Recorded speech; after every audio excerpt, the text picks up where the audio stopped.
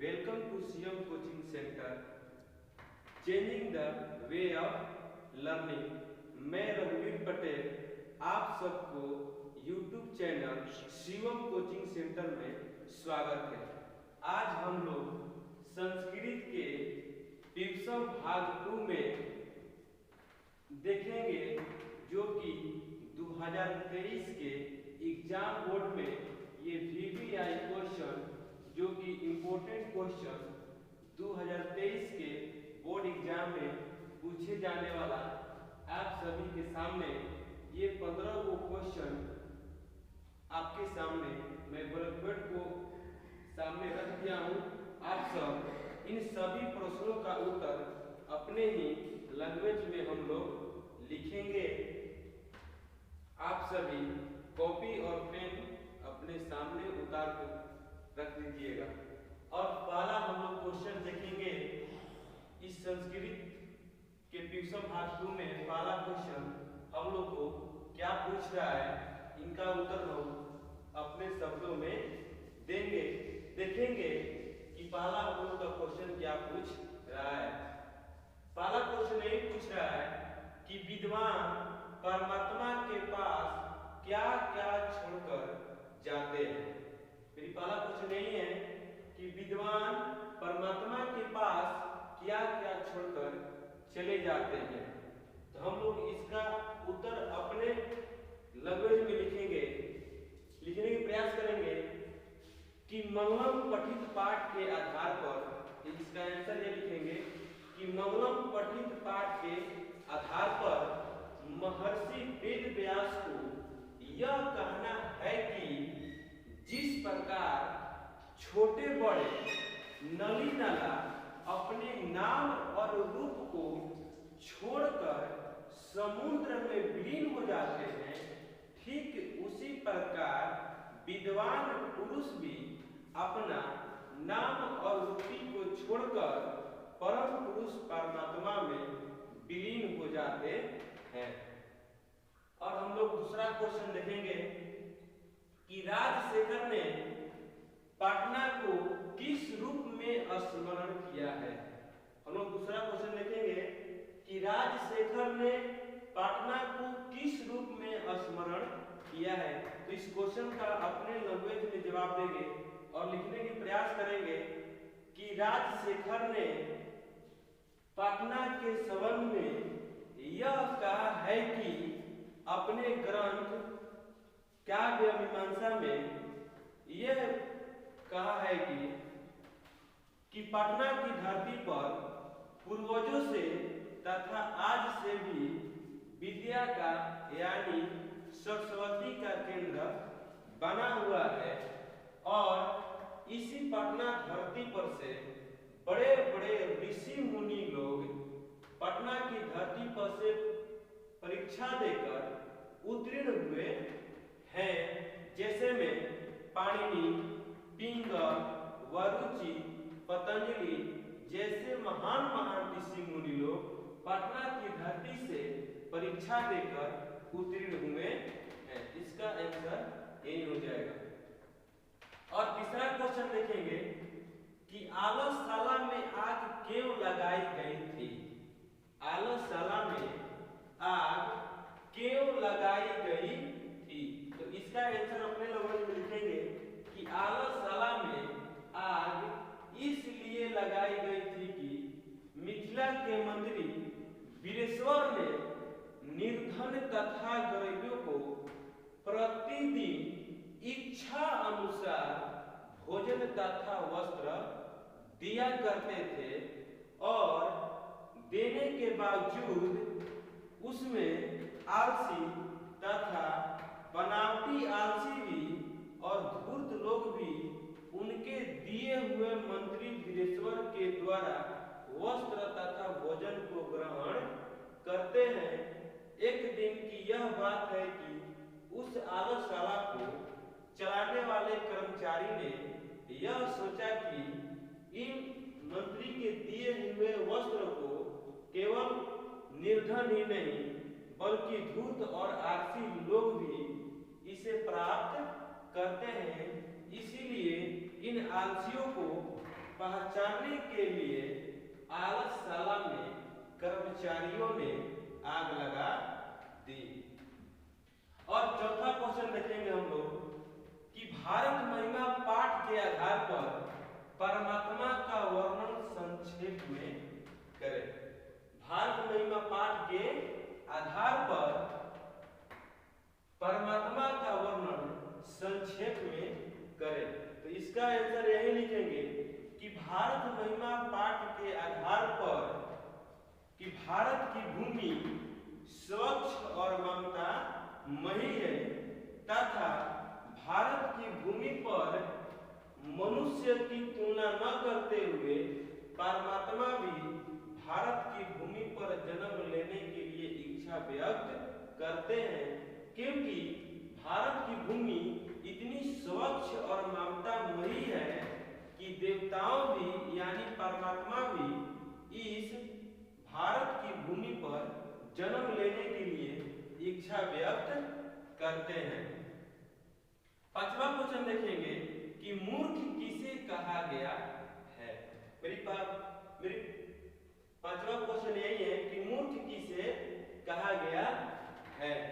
मेरा तो लिखेंगे नीति श्लोका पाठ के आधार पर, नीति श्लोका पाठ के आधार पर मूर्ख उसे कहा गया है कि बिना किसी सभा में बुलाए चले जाना और किसी को न बोलने पर बक बक बोलना तथा अविश्वास पात्र पर विश्वास करना, ऐसे लोगों को इस दुनिया में मूर्ख या नीच मनुष्य कहा गया है। छठवां क्वेश्चन देखेंगे कि स्वामी दयानंद पर रात्रि जागरण का क्या प्रभाव पड़ा।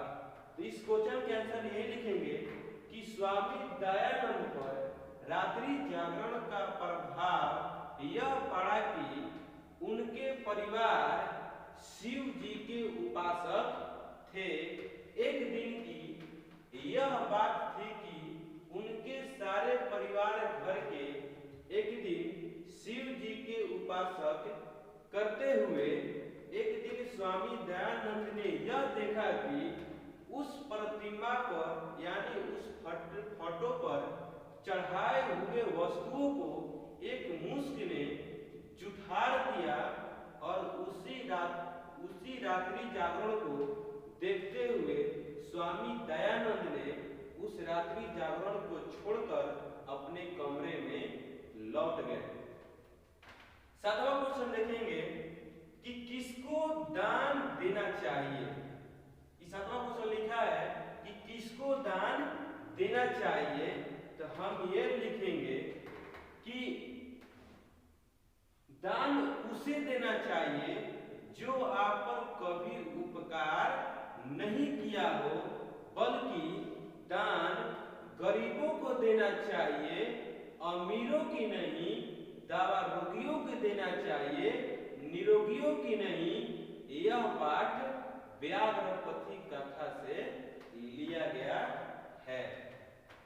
और आठवां क्वेश्चन देखेंगे चंद्रगुप्त मौर्य के काल में पटना की रक्षा व्यवस्था कैसी थी। ये क्वेश्चन पूछ रहा था कि चंद्रगुप्त मौर्य के शासन काल में पटना की रक्षा व्यवस्था क्या थी। हम लोग लिखेंगे चंद्रगुप्त मौर्य के शासन काल में पटना की रक्षा व्यवस्था अति उत्कृष्ट थी, जबकि अशोक के शासन काल में पटना की रक्षा व्यवस्था सुतराम समृद्धम हो गई थी, अन्यथा और भी सुंदर हो गई थी। नवा क्वेश्चन देखेंगे कि पटना में कौन कौन से दर्शनीय स्थान है। मेरा नवा क्वेश्चन यही पूछ रहा है कि पटना में कौन कौन से दर्शनीय स्थान है। तो इसका आंसर अपने लफ्ज में लिखेंगे कि पटना में भी लिखेंगे कि बिहार राज्य की राजधानी पटना है तथा इसका इतिहास 2500 वर्ष पुराना है तथा पटना की धरती पर विदेशों से यात्री पटना की धरती पर घूमने के लिए जैसे में मेगास्थानीज, फैवान, यानसान, इतिसिंह इत्यादि विदेशी यात्री भारत के पटना धरती पर घूमने के लिए आए थे तथा वहां पर दर्शनीय स्थान यानी देखने लायक स्थान भिन्न प्रकार के वहां पर उपस्थित है, जैसे में उच्च न्यायालय, सचिवालय, गोलघर, तारामंडल, महावीर मंदिर, मौर्य कालीन, ये सब निम्नलिखित प्रकार के पटना में दर्शनीय स्थान है। 10वां क्वेश्चन लिखेंगे कि 6 दोष कौन कौन है, यानी 6 दोष कौन कौन है। तो ये लिखेंगे इसका आंसर अपने लैंग्वेज में कि नीति श्लोका पाठ के आधार पर महात्मा विदुर ने धृतराष्ट्र को प्रश्नों का उत्तर देते हुए यह कहते हैं कि भूमि पर रहने वाले मनुष्य को 6 दोषों को त्याग देना चाहिए, जैसा कि निंद्रा, तंद्रा, भय, क्रोध, आलस, दीर्घ शत्रुता। और 11वां क्वेश्चन देखेंगे, स्वामी दयानंद ने मूर्ति पूजा क्यों छोड़ दी। ये मेरा 11वां क्वेश्चन यही बोल रहा है कि स्वामी दयानंद ने मूर्ति पूजा क्यों छोड़ दी। तो इसका आंसर अपने लैंग्वेज में लिखेंगे कि स्वामी दयानंद ने मूर्ति पूजा इसलिए छोड़ दी कि स्वामी दयानंद के सभी परिवार शिव जी के उपासक हुआ करते थे। एक दिन की यह बात थी कि रात्रि जागरण में एक प्रतिमा पर चढ़ाए हुए वस्तुओं को एक मुश्क ने जुठार दिया। वह स्वामी दयानंद ने उसे देखकर यह सोचा कि इस प्रतिमा पर चढ़ाए हुए वस्तुओं के एक मुश्क ने जुठार दिया। लग रहा है कि इस फोटो में यानी प्रतिमा में कोई देवी देवता नहीं है, और उसी रात्रि जागरण को उसी समय छोड़कर अपने कमरे में चले गए और उसी दिन से यह प्रण लिया कि हम वैराग्य के रूप धारण करके अपने घर से बाहर निकल गए और मथुरा में ब्रिजानंद के पास संस्कृत में बहुत सारे अध्ययन किए। और बराबर क्वेश्चन देखेंगे, स्त्री, बालक एवं आलस्यों के रक्षक कौन कौन है। बराबर क्वेश्चन यही हमको बोल रहा है कि स्त्री, बालक एवं आलस्यों के रक्षक कौन कौन है। तो इसे लिखेंगे, आलस तथा पाठ के आधार पर विद्यापति जी को यह कहना है कि स्त्री के गति पति होते हैं, बालक की गति माँ होती है, ठीक उसी प्रकार आलस की गति दैवान लोग होते हैं। अब 13वां क्वेश्चन पूछ रहा है कि कठोपनिषद के आधार पर आत्मा के स्वरूपों का वर्णन करें। मेरा 13वां क्वेश्चन आपसे पढ़ेंगे कि कठोपनिषद के आधार पर आत्मा के स्वरूपों का वर्णन करें।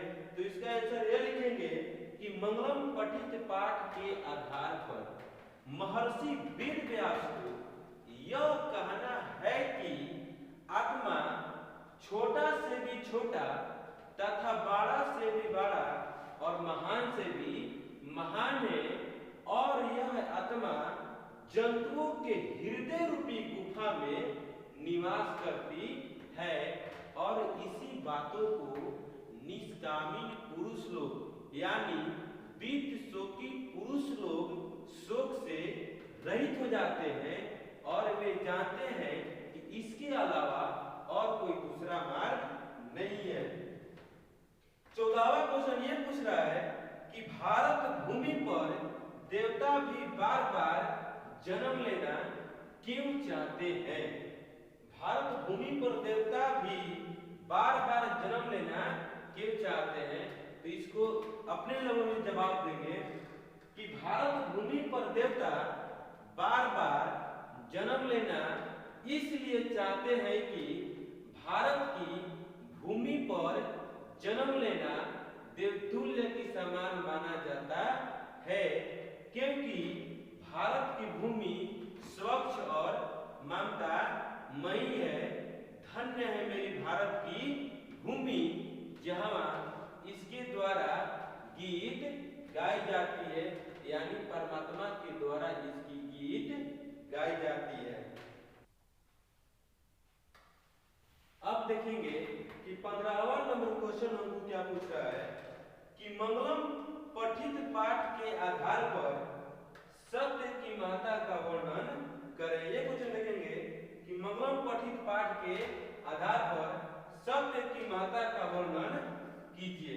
तो इसका आंसर यह लिखेंगे कि मंगलम पठित पाठ के आधार पर महर्षि वेद व्यास को यह कहना है कि